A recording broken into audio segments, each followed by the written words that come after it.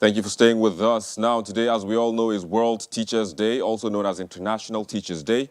It is an international day held annually on October the 5th, and it's aimed on appreciating, assessing, and improving the educators of the world and to provide an opportunity to consider issues related to teachers and teaching. Well, joining us to look at that, we have Yahaya Yakubu. He is a doctor of philosophy in policy analysis and a lecturer in the political science department of Nile University in Abuja. He joins us via Skype. Yahya, it's a pleasure to have you on the program.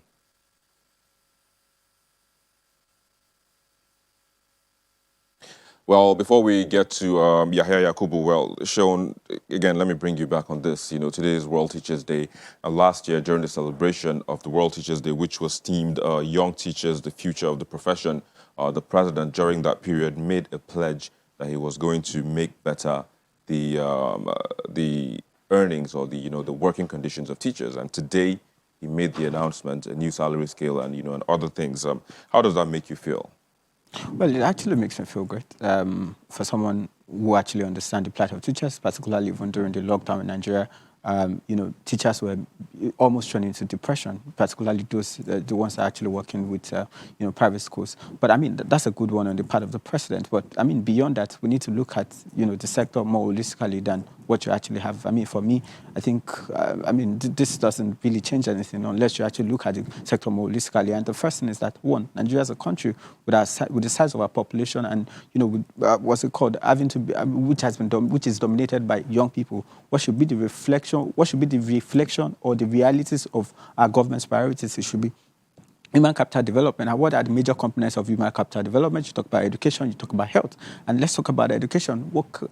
As the government, even the present government and the previous ones, have they actually shown any kind of serious commitment to education? Today, our educational sector, or system or curriculum, as it were, is actually stuck on actually answering old questions. Have we evolved? Have our academic curriculum actually evolved to meeting the realities of the present realities? So, I mean, those are more fundamental questions, right? The sector is really lopsided, and I'm sorry, but I completely question the capacity of the Minister of Education to actually lead that important sector in Nigeria. That's a part of the discussion. I mean, let's just put that aside. But let's even look at this year's theme. It says teachers leading in crisis and reimagining the future. I mean, this would be a boost for their confidence, yes, for their morale, right, to lead those who are supposed to be, who will lead us tomorrow. I mean, absolutely, we have students, we have postgraduate students, we have undergraduate students, we have pupils, in primary schools, and we also have, students in secondary school. So this will pretty much, rejig their feeling, and put them in the right space, to perform in class and, to educate, those who are in class. But I'll come back to you again. Let's quickly get to hear from Yahya Yakubu, who is joining us, from Abuja via Skype. Dr. Yakubu, it's a pleasure to have you again on the program.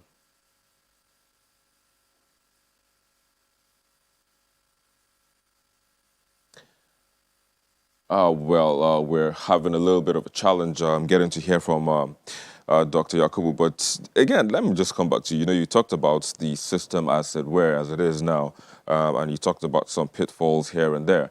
So what do you think we should be doing differently? I mean, what do you think the government, previous governments, future governments, present government, what do you think we should do differently, to put ourselves at that level, at par, so to speak, now with our peers, on the international stage? Oh, I'm going to start with the teachers. If we're going to reimagine the future, then we have to go back to the basics. And if we're going back to the basics, then we should understand that we should no longer have accidental teachers. What you have today, most of the teachers that you have are accidental. Young people should naturally have the flair and passion to teach and and impact other people. But what you have today is that most of the time, people just find themselves doing anything related to education. So we must actually build. We must go back to the basics, right?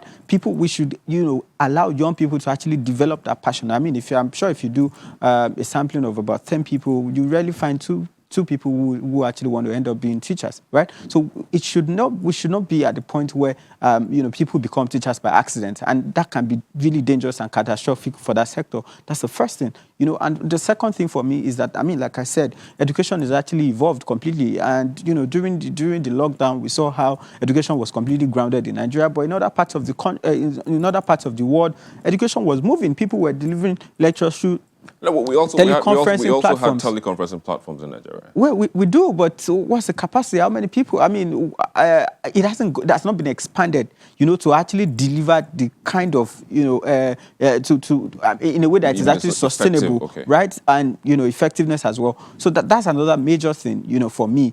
We should enable our education with digital technology, equip teachers with digital skills. How many teachers today actually have, what you call digital skills? So I think that's also where to start. We must enable learning with digital technology so it can be more effective. All right, let me quickly, again, one more time, try to see if we can connect to Dr. Yakubu, who is joining us via Skype from Abuja. Again, it's a pleasure to have you on the program. Good afternoon, Victor. Thank you for having me.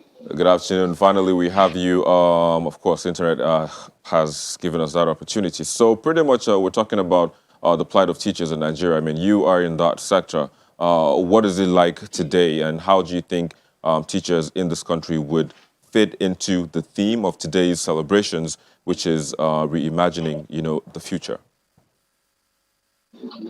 Okay, thank you very much.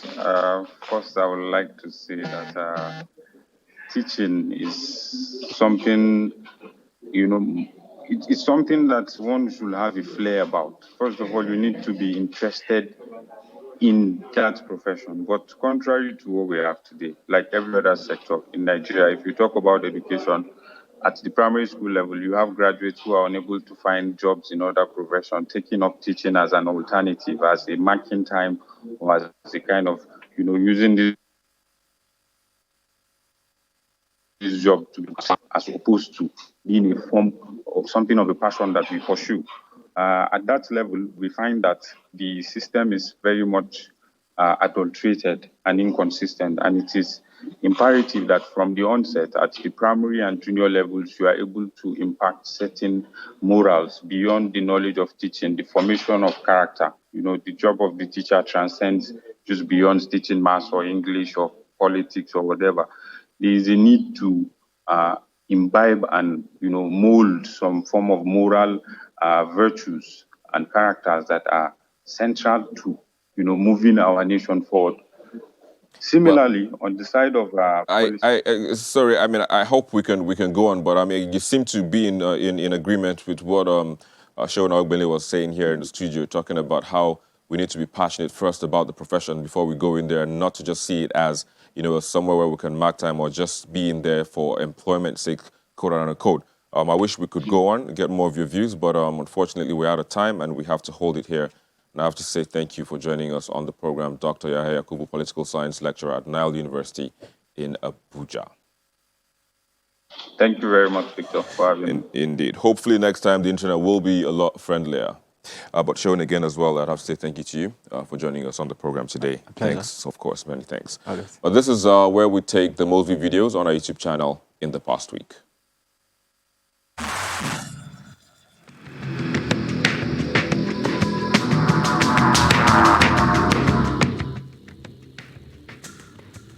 The return of embattled Speaker of Edo State House of Assembly and two others to the Governor Obaseki camp makes its debut on the charts in 5th place.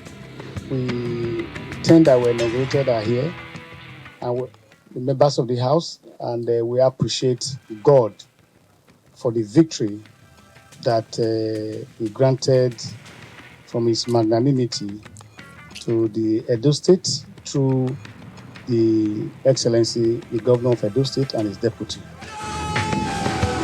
It is followed in 4th place by another debutant, this time the killing of 3 suspected kidnappers and the arrest of their co-travelers in Kishi, Oyo State.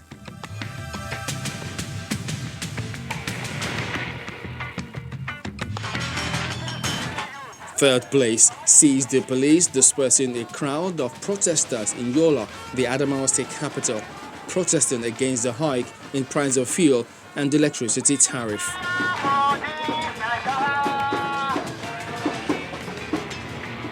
After falling out of the charts last week, the video of the attack on the convoy of Borno State Governor returns this week in second place.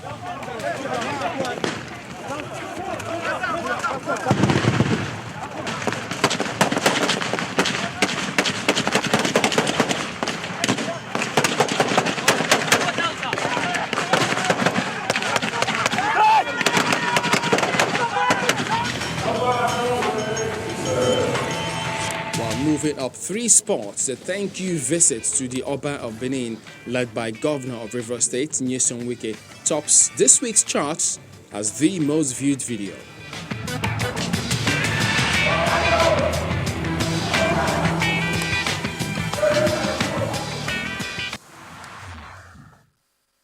And that's the program this week. Thank you for watching. I'm Victor Mathias.